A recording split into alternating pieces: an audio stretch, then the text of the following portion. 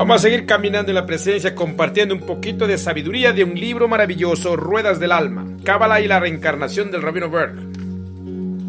Esto compartimos respetando pues todas las ideologías religiosas, y Cábala es un sistema tecnológico más avanzado para aquellos que todavía quizá no han escuchado, aunque estamos viendo lo que ha pasado todo el tiempo, pero esto es para conciencia, mentes despiertas.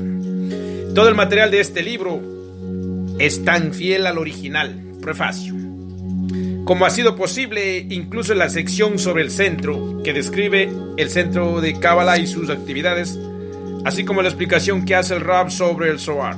Son fieles y las palabras originales del Rab, aunque las cosas han cambiado y el centro ha evolucionado.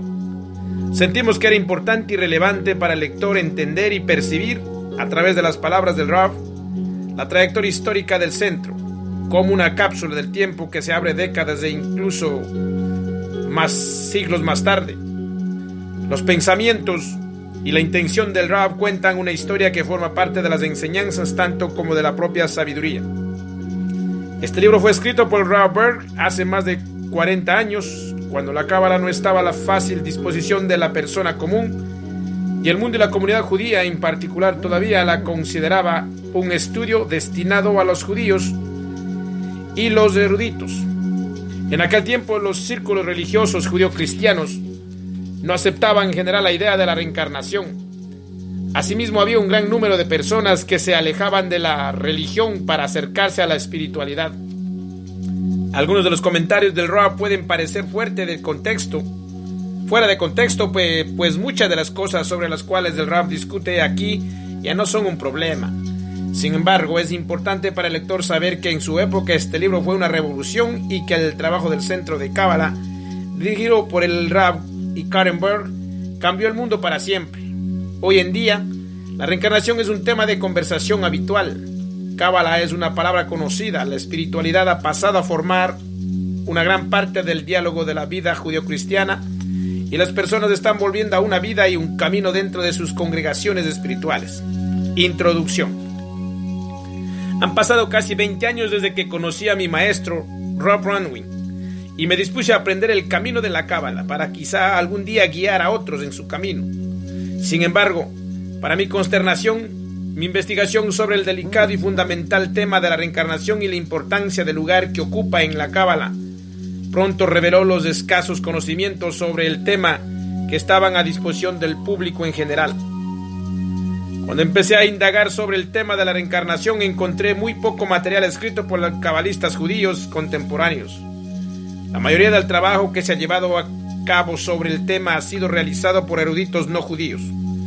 Pronto descubrí que cuando surgía el tema de la reencarnación entre aquellos de fe judía, me encontraba con desinterés y una negación subyacente de que la reencarnación tuviera alguna conexión con el judaísmo. Ciertamente no se puede atribuir a la erudición judía que tanto la obra del Zohar como la Puerta de las Reencarnaciones de Rav Yitzhak Luria no se hayan tomado en serio y hayan tan pocas interpretaciones registradas. Incluso cuando quise investigar sobre la reencarnación a través de conversaciones con otros eruditos judíos, me encontré con un implacable antagonismo. Afirmaban que puesto que los guardianes del judaísmo nunca habían escrito sobre la reencarnación con gran detalle, y los eruditos no judíos sí lo habían hecho, era mejor dejar el tema de lado. Es una suprema ironía que la Cábala, tan antigua como el judaísmo, tenga que marchitarse en el jardín de su propio hogar solo para florecer entre cristianos y gente de otras religiones. La esencia interna del cristianismo es cabalística. Incluso en el Islam hay una especie de Cábala.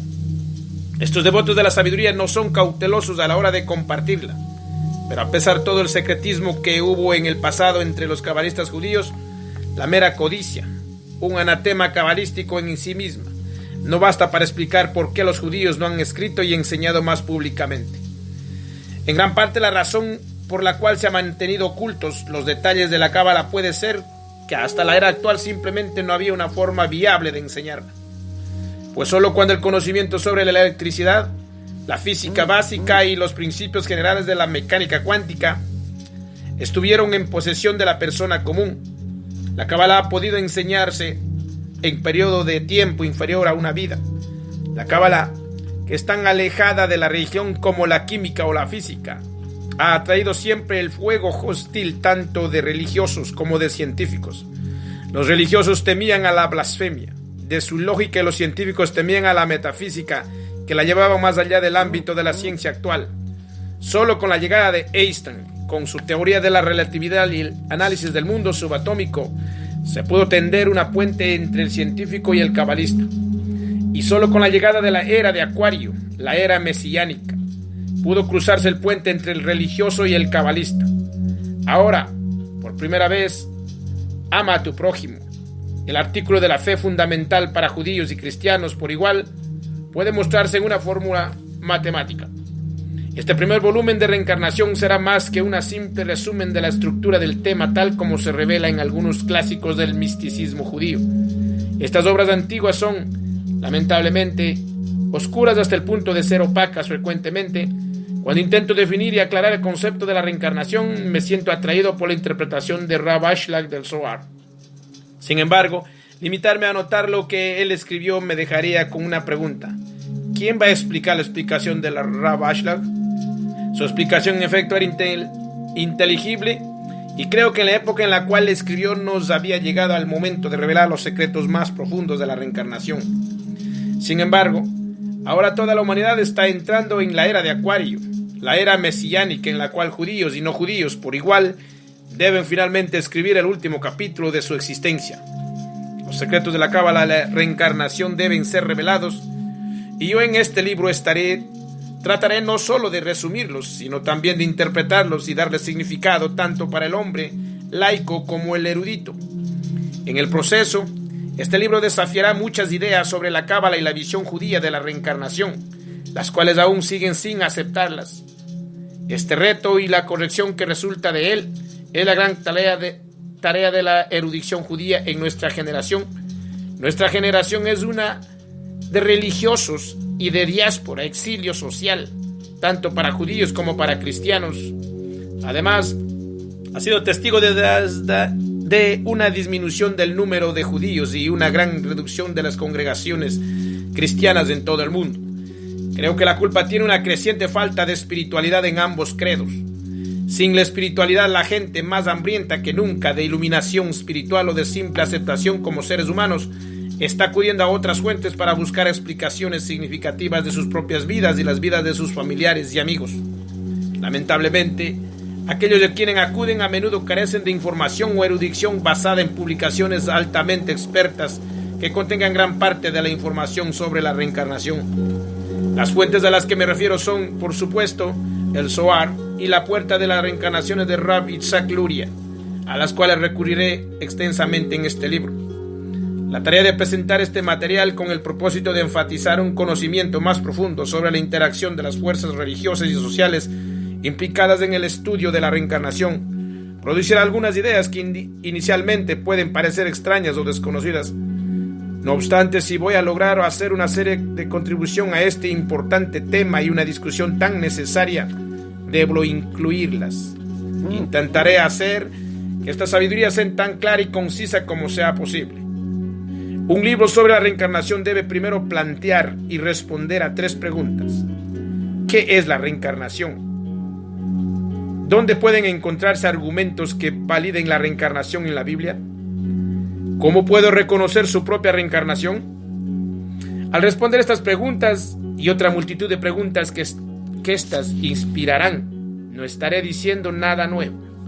Para saber la verdad debemos ir a la fuente, y la fuente es la Biblia. Eclesiastés 1:4 declara: una generación va y otra generación viene, mas la tierra permanece para siempre. El Zohar nos dice que este versículo significa que la generación que ha muerto es la misma generación que regresa para reemplazarla.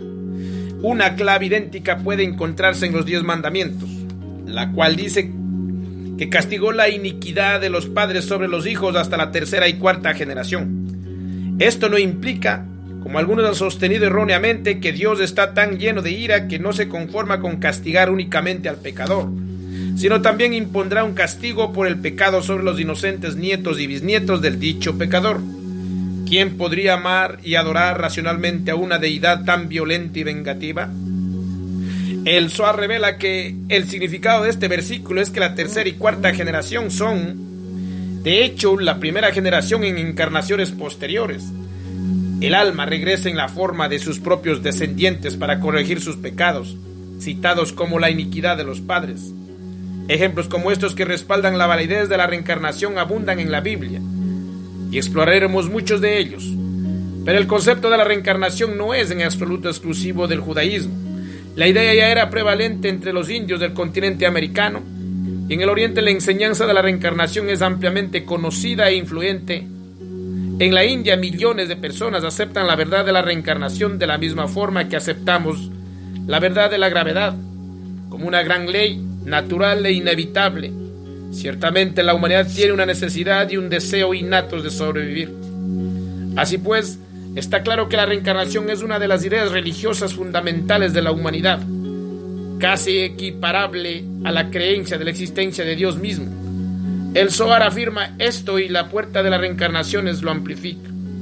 Pero como cualquier idea de gran antigüedad, el concepto de la reencarnación ha llegado a gran parte del mundo en un mare magnum de superstición y confusión. La superstición es tan repelente para el pensamiento occidental que se ha depositado una gran desconfianza sobre el valor filosófico de la reencarnación. Después de todo, ¿quién de nosotros desea contemplar la idea de reencarnar como un perro, regresar como una piedra? Sin embargo, debajo de todas las fantasías subyace una verdad fundamental y eterna. ¿Cómo puede haber perdurado esta idea durante miles de años? ¿Cómo pudo haber atraído a tantos pensadores capacitados? Una pregunta que se ha planteado desde tiempos inmorales es la siguiente: si Dios realmente existe, ¿por qué hay tanta miseria en el mundo? ¿Por qué hay tanto sufrimiento inmerecido? Tantos dones que no se han ganado y crímenes no castigados. ¿Por qué existen los genocidios y los holocaustos? ¿Por qué hay hombres fuertes que de repente pierden su visión? Niños inocentes azotados por la enfermedad. Madres lactantes asesinadas por incautos borrachos que conducen a gran velocidad. ¿Tenemos que asumir que a Dios no le importa? ¿Es Él tan imponente que no puede cambiar tales condiciones?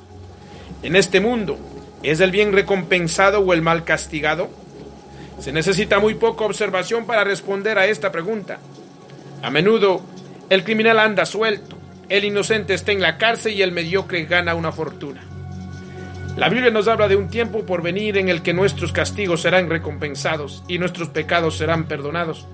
A lo largo de los siglos, la humanidad ha anhelado este mundo, y el Zohar nos muestra que este mismo anhelo, con nuestros ojos siempre enfocados en el mundo por venir, es lo que ha hecho posible que la humanidad perdure. Si Dios ha creado realmente un mundo tan miserable como este parece ser, aplicando la lógica, ¿qué esperanza podemos tener de que haya algo mejor en el cielo? Si todas las almas son iguales al nacer, ¿por qué son los destinos humanos tan dispares? ¿Debemos ceder terreno a la desesperanzadora doctrina de la predeterminación y los elegidos? ¿Por qué no se nos brinda todas las oportunidades de desarrollar nuestros poderes? ¿Es una cuestión del azar? ¿Podemos concebir un universo ordenado en el cual el funcionamiento del destino humano se deja en manos del azar?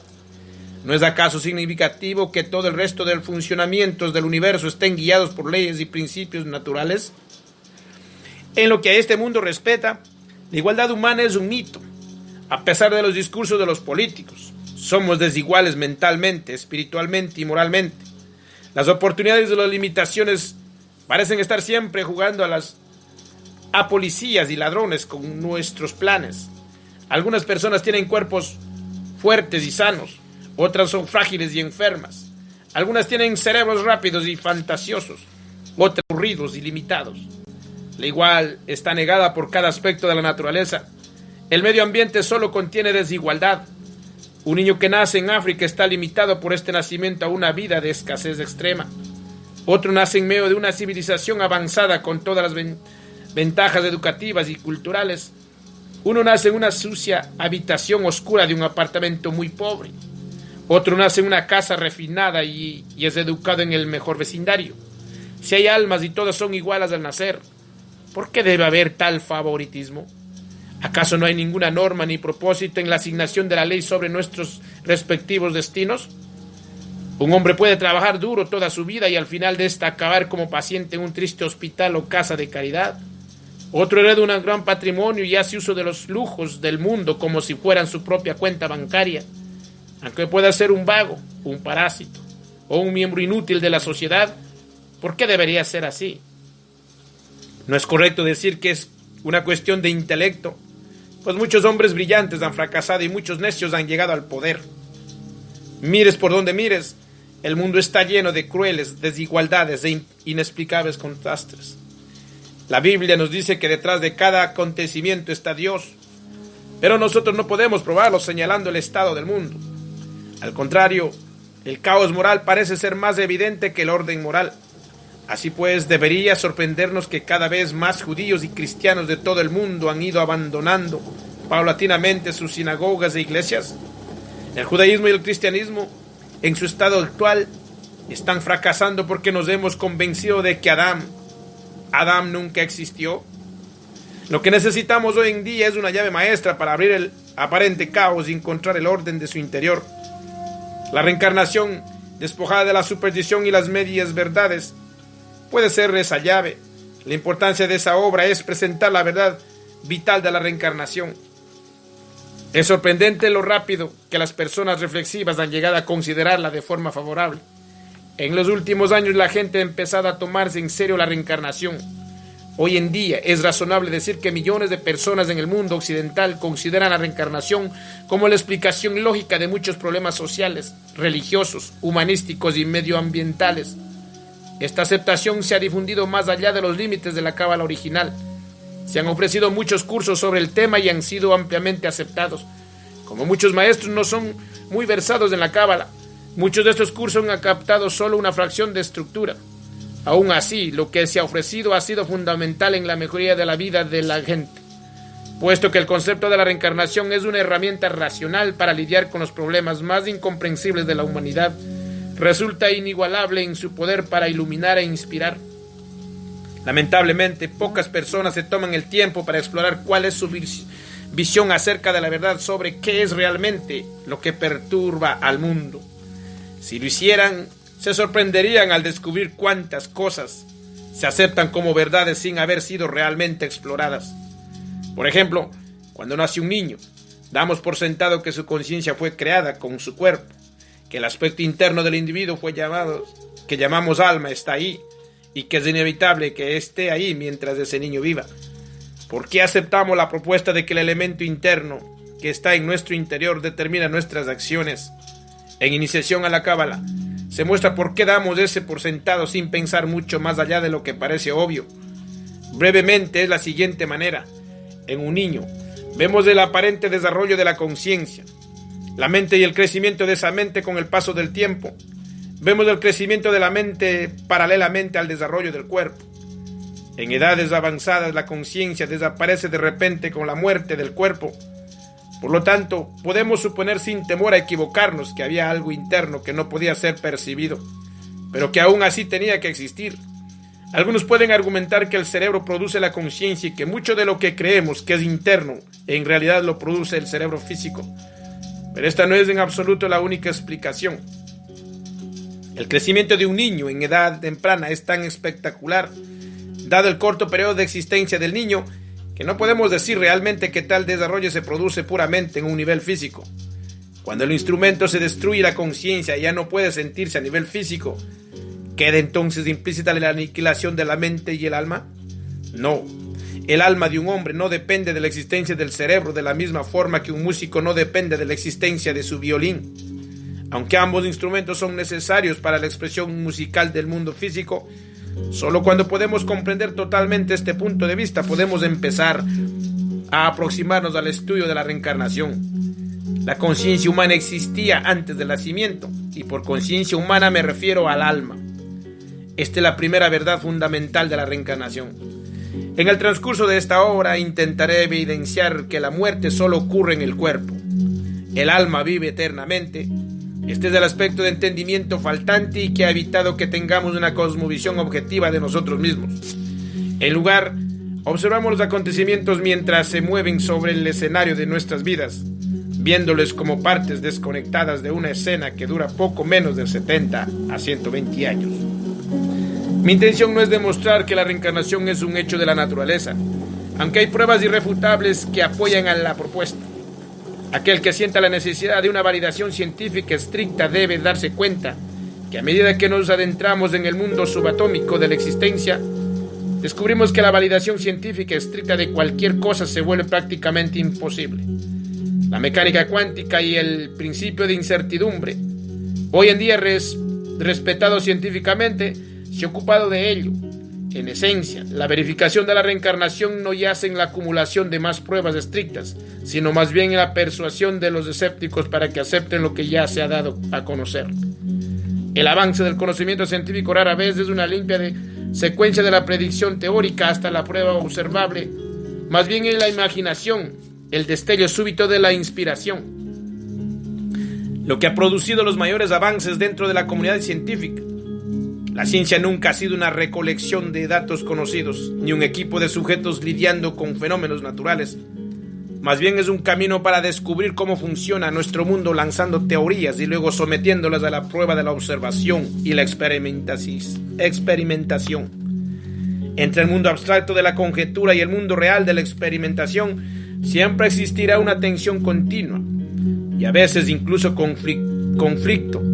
En esencia, los científicos de renombre casi nunca han esperado que surgieran las preguntas, sino que han realizado nuevos descubrimientos extendiendo su mirada más allá de los procesos mentales. Habiendo observado que la condición social de muchas personas hace que les resulte imposible evaluar las pruebas de la supervivencia a la muerte con una mirada imparcial, creo que se puede adoptar un nuevo enfoque. De la misma forma que es imposible convencer a un hombre ciego de que hay estrellas si él ya está convencido de que el cielo es un manto totalmente negro. Puede parecer imposible abrirse camino entre los prejuicios que la idea de la encarnación despierta en muchas personas. Aún así, si pudiera realizarse una intervención quirúrgica para restaurar la visión del hombre ciego, no sería necesario seguir debatiendo sobre ello. Así pues, este libro se ofrece como un intento de popularizar un método fundamental que permitirá a la gente abrir el ojo de la visión interna y al hacerlo entender lo que el hombre es una criatura que puede alcanzar un estado del ser más elevado.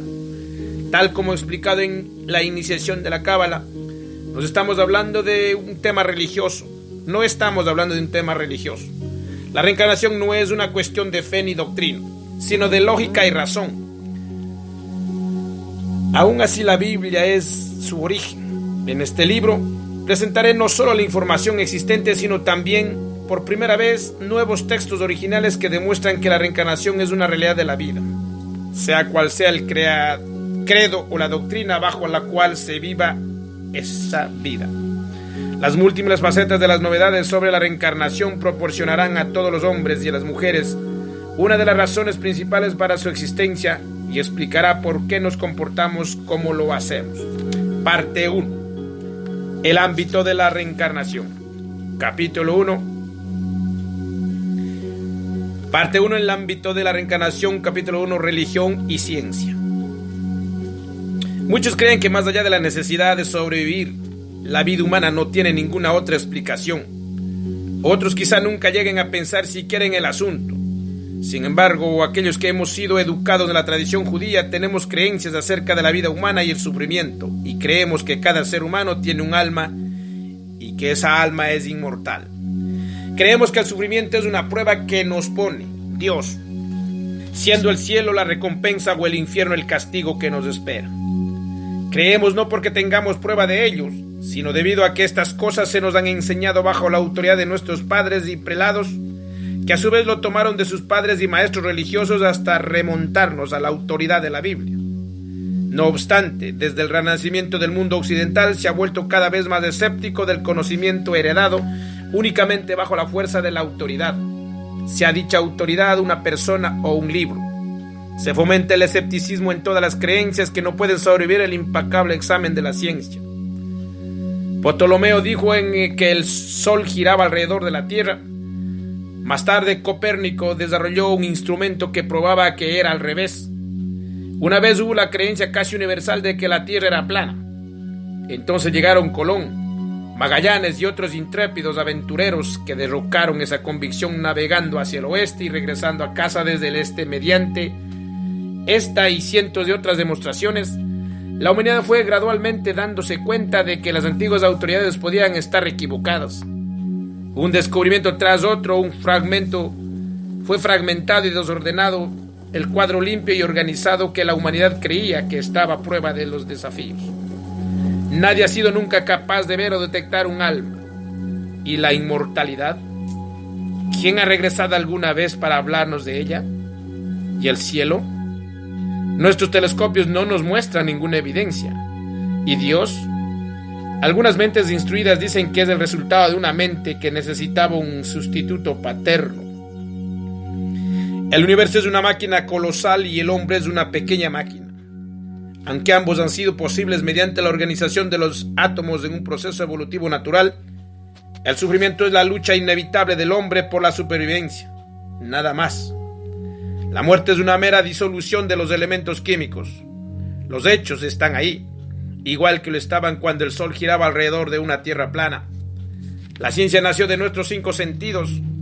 Sin duda ha expandido nuestros sentidos con microscopios, telescopios y radares. Ha sistematizado nuestro sentido de la observación con razonamiento, matemáticas, de la tecnología de la experimentación. Pero hay algo que no ha cambiado. La ciencia sigue siendo el testimonio de nuestros 5 sentidos.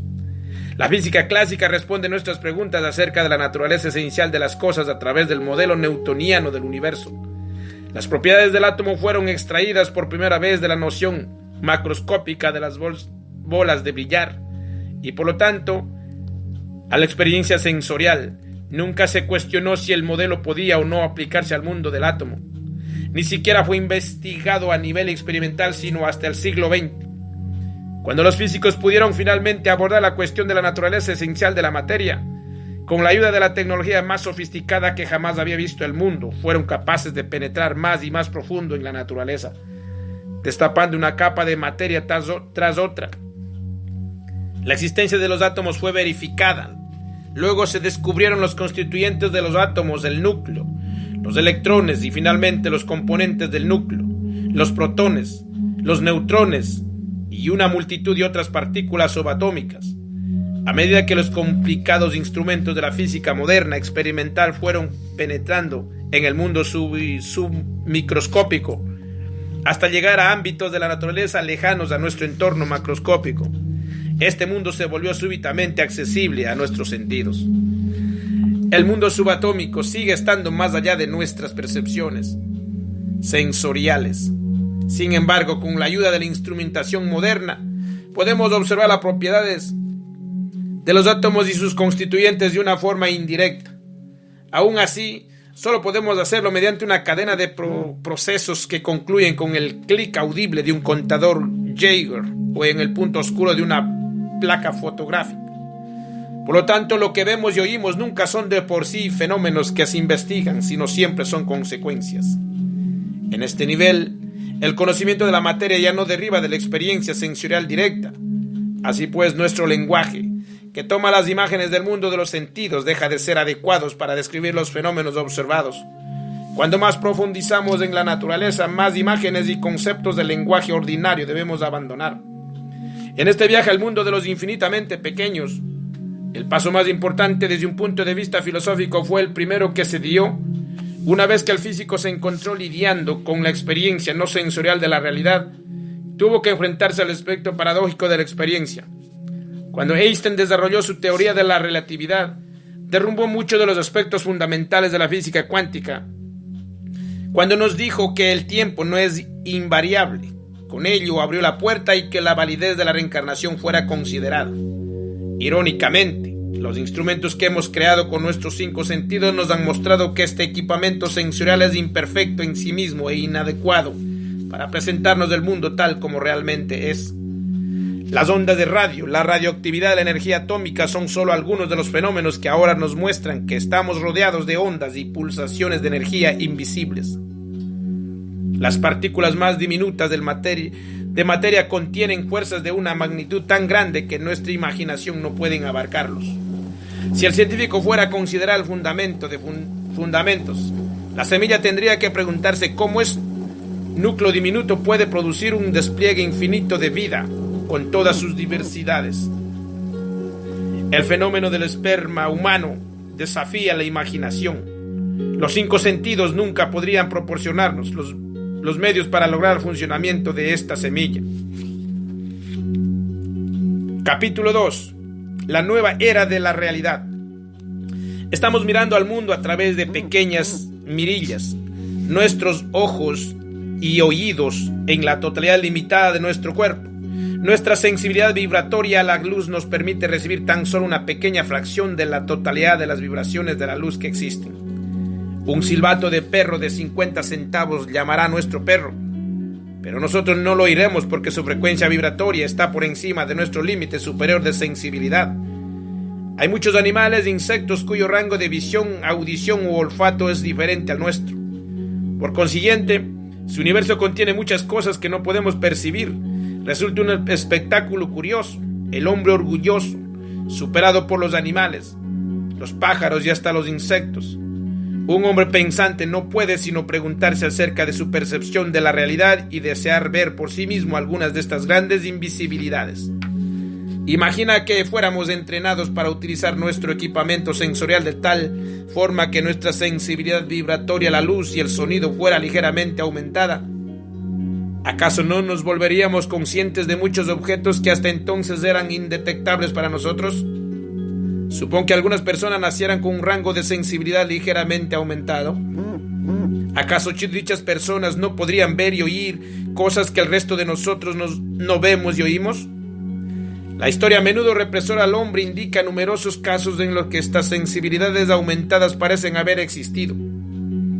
Rab Shimon Bar Yochai tenía una asombrosa sabiduría y poder a su disposición. Sin embargo, su hijo y él fueron forzados a esconderse en una cueva durante años para poder revelar el Zohar.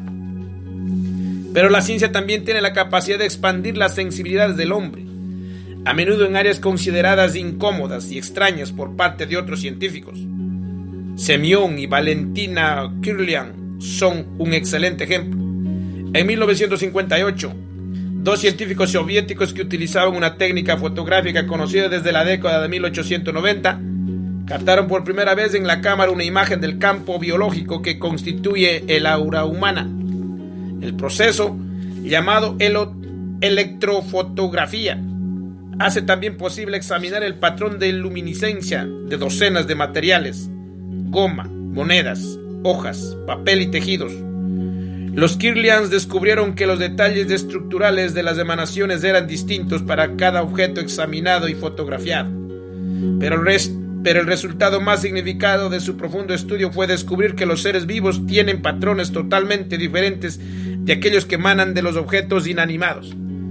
Una moneda de metal está rodeada por un aura constante e invariable, pero por ser humano produce una imagen de una infinidad de luces brillantes, fugaces y destellantes que resplandecen como joyas.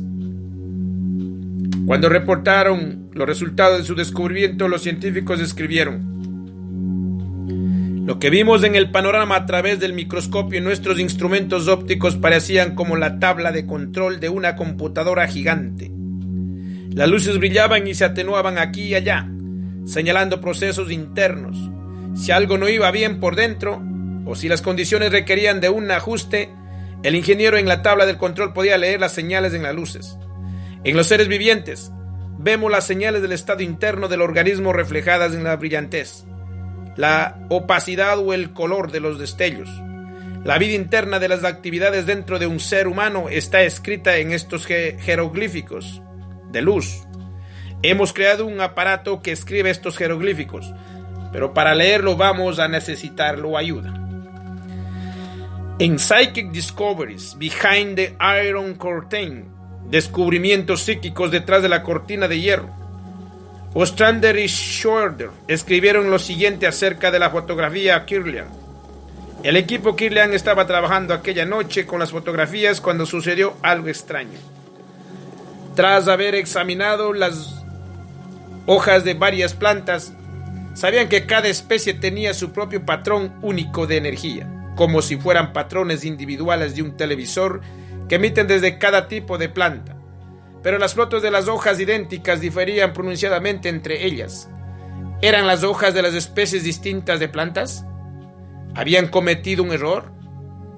Volvieron a repetir una y otra vez las fotografías con el mismo resultado. Solo pudieron confirmar la individualidad de cada entidad examinada, por muy cercana que fuera la conexión con su par idéntico.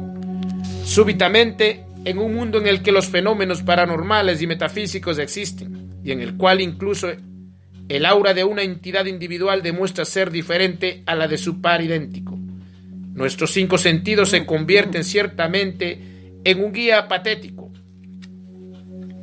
Capítulo 3. El dilema de los fenómenos inexplicables. No podemos seguir descartando los fenómenos inexplicables como coincidencias, y debido a las grandes corrientes que arrasan nuestra época, la tarea de alertar a otras personas de tales acontecimientos ha cobrado una importancia y un interés tremendos. Pocos saben eso mejor que el doctor Joseph Banks Rhine, de la Universidad de Duke. Desde 1930 este científico visionario y sus asociados han estudiado las facultades telepáticas y clarividentes del ser humano. Mediante experimentos cuidadosamente controlados y con el uso de métodos científicos, el Dr. Rhine ha descubierto que bajo condiciones de laboratorio muchas personas demuestran evidencia de poderes de percepción extrasensoriales. Se han utilizado técnicas estadísticas exhaustivas para evaluar los experimentos del Dr. Rhine, y matemáticamente hablando, estas indican que los resultados logrados no pueden atribuirse a la casualidad. Cada vez hay más evidencias, lo cual está empezando a alterar la tradicional duda del mundo occidental sobre si los poderes telepáticos y clarividentes existen en la composición mental humana. Los laboratorios han establecido la clarividencia solo como un posible modo de percepción. Su potencial para hacer algo útil todavía está en la superficie. Ese potencial es enorme. Claramente, si un hombre posee un medio de conocimiento que no depende de sus 5 sentidos, si puede, bajo ciertas condiciones, ver como si fuera en una pantalla de televisión lo que está sucediendo en otro lugar en el espacio sin utilizar sus ojos físicos, entonces ese hombre posee una herramienta importante para obtener conocimiento sobre sí mismo y sobre el universo. La humanidad ha logrado grandes cosas a lo largo de los siglos, pero con toda nuestra fortaleza y flexibilidad seguimos siendo frágiles y vulnerables. A pesar de todas nuestras conquistas, nos seguimos sintiendo impotentes y desconcertados. A pesar de todos nuestros esfuerzos en el arte y la cultura, todavía nos encontramos preguntándonos acerca de nuestros sufrimientos y el de nuestros seres queridos, desde el nacimiento hasta la muerte.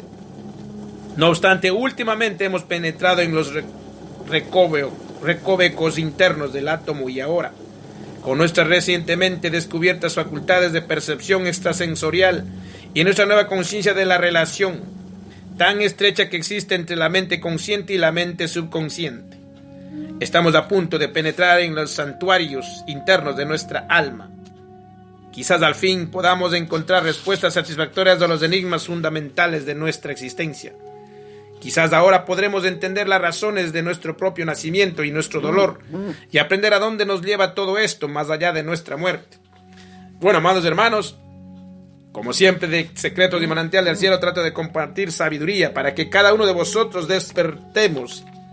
Estamos en el tiempo de despertar de la conciencia y en la era de Acuario, respetando las religiones, creencias, pues obviamente que la sabiduría es muy importante.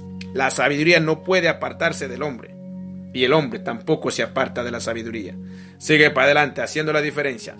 Y si puedes darnos en YouTube un like para que muchas personas más pues tenga tener acceso a tener la sabiduría que comparto. Lo compartiré toda la sabiduría que he adquirido estos años. Que el Eterno lo bendiga grandemente. Bye bye.